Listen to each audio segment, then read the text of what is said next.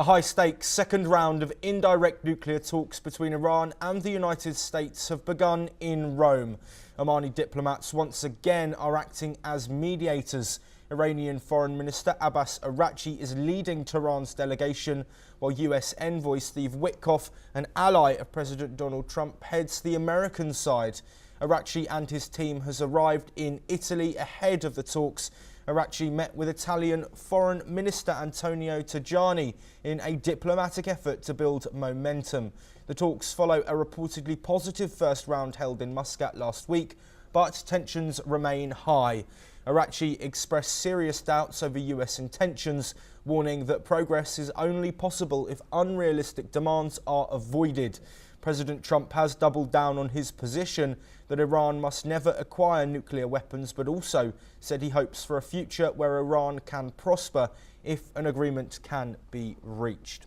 Well, joining us to discuss these developments is Madhav Nalapat, the editorial director of the Sunday Guardian, who's joining us from Trivandrum.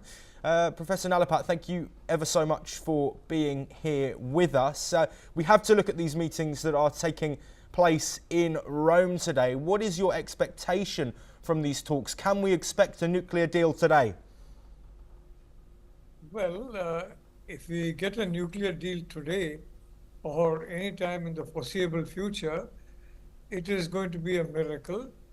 I don't believe that the Iranian definition of realistic meets the US definition of realistic. Whether it's for Israel, whether it's for US and a lot of other countries, including many in the region, the threat of an Iran nuclear weapon is existential. And obviously, they would not want the Iran to progress in its nuclear activity. At the same time, under the previous Trump administration, the Obama deal had been torn up, with the result that Iran, the mullahs in Iran, have a very strong skepticism of US intentions, especially that of Donald Trump. So, very frankly, now there's a clarification that a fatwa that is issued banning nuclear activities, nuclear weapons, basically the fatwa against use of nuclear weapons, not banning nuclear weapons as such. That's quite a major change from the earlier understanding that we all had, that the fatwa was completely banning any nuclear weapons possession by Iran. So the point of the matter is that as far as Israel is concerned, Joshua, the Israelis will go all out against the Iranians. The Israelis view the Iranians as an existential threat. A lot of their capacities and capabilities have been taken out, including the Revolutionary Guard, including, frankly, whatever is bluster. The military wing of Hezbollah is now a shadow of what it was. The military wing of Hamas is now a shadow of what it was. It can do occasional activity against Israel, and then it will be bombarded mercilessly. The point about Benjamin Netanyahu, he will not stop until Iran is denuclearized one way or the other. And I frankly don't see these talks resulting in any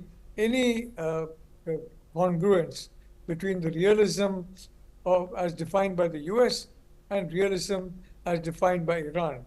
If any kind of a deal comes, it will be a cosmetic deal which will have very little significance. The US is insisting on very strong verification. Well, that verification was there, fairly all right during the Obama deal. But yes, it did leave the door open for Iran to develop weapons at a later date.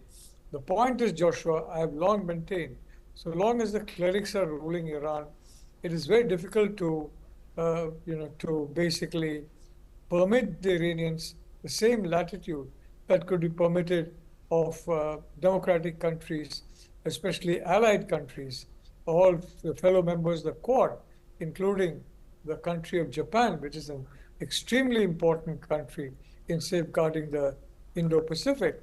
So I would only like to say that I think we should temper down our expectations as far as Israel is concerned.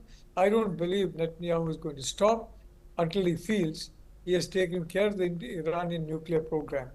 As it is, the mullahs have become very weak because of the situation regarding Hamas and Hezbollah. Yes, Professor Nalapat, sorry to cut you off. We are running shorter on time. I do want to bring it back to these discussions in Rome and look at comments that were made by both sides ahead of these talks. Abbas Araghchi saying that he doesn't trust US intentions. Of course, the United States threatening military action if a nuclear deal cannot be agreed. What do you think the sticking point will be for either side in any agreement that might be announced or at least proposed today in Rome? Look, the reality situation is the Iranians have moved very far ahead in developing a nuclear device. They have moved very, very far ahead. And it's just a very short distance away.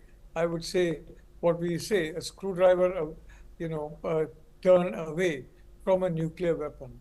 So getting them to disarm, well, getting them to disarm voluntarily is going to be a very difficult sell because, let's be honest, Donald Trump is committed to security of Israel.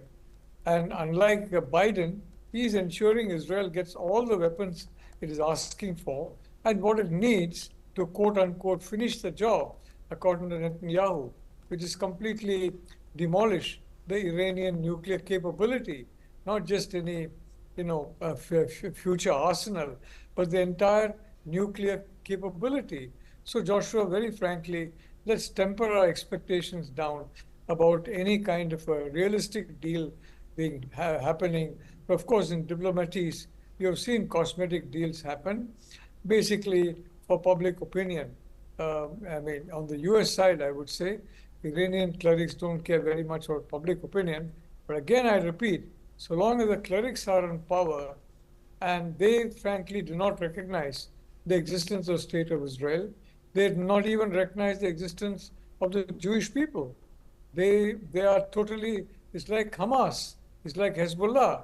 It's not just something against the state of Israel, which frankly is Professor Nalapat, unfortunately we are out of time. Thank you very much for your insight.